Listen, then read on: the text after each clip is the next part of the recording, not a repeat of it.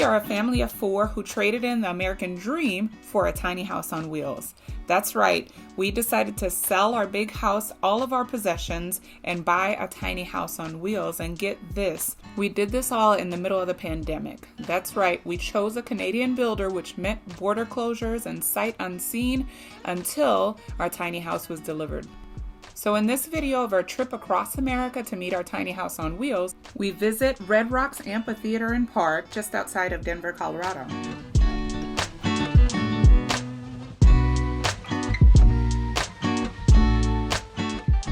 Little encouragement.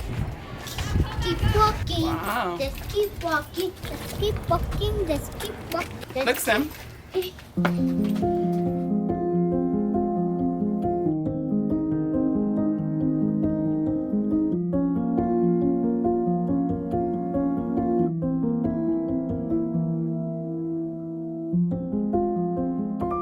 The Red Rocks is the spectacular rock formation that was made thousands and thousands of years ago from a tectonic event that lifted and then tilted these plates.